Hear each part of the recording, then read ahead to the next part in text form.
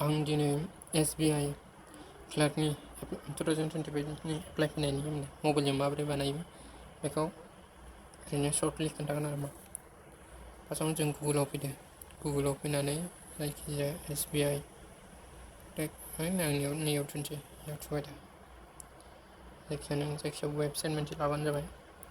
आं नैखौ लानाय नायनि मोनसे जाबाय दा नुजाबाय खेवबाय इयो नैबेयाव पस्ट होनाय दं गुबुन गुबुन स्टेटनि आसामनिफ्राय 176टा पस्ट ओंखारनानै दं एग्जाम सेन्ट्रिया जागोन डिब्रुगड़ गुवाहाटी जरहाट सिलचर एन्ड तेजपुर नोंथांमोना जायखिजाया मोनसे सोलायनो हागोन आरो मोननै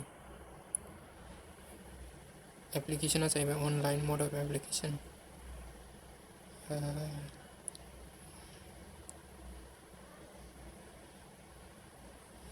नै पेमेन्ट माबाया आनरिजार्भआव 750 दानांगोन OBC एबा EWS आव 750 इयावबो SC ST आव जाहैबाय नांलाया आरो PWD आवबो नांलाया जोंहाथ' ST इयाव नांलाय पेमेन्ट दाननांनाय नङा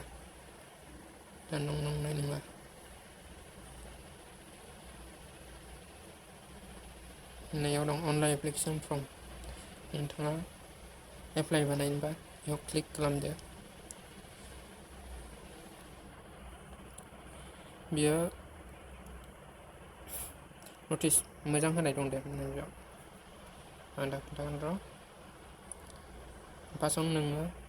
रेजिस्ट्रेसन खालामदो गोदान रेजिस्ट्रेसन खालामब्ला क्लिक हियार फर निउ रेजिस्ट्रेसन नैबेयाव थुदो नोंथाङा नैबेयाव थुदो आरो मा ओमफ्राय बेयाव थुनानै रेजिस्ट्रेसन खालामदो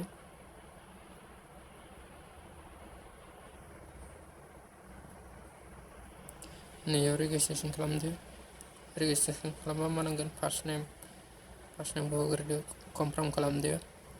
लास्ट नेमखौ होदो मिडिल नामाथ' होलायाबाबो जाबाय लास्ट नेमखौ होदो कनफार्म खालामदो ओमफ्राय नोंनि फुल नेमा ओरैनो अलरेडि ओंखारखासिगोन ओमफ्राय मबाइल नाम्बार होदो ओमफ्राय कनफार्म खालामदो मबाइल नाम्बारखौ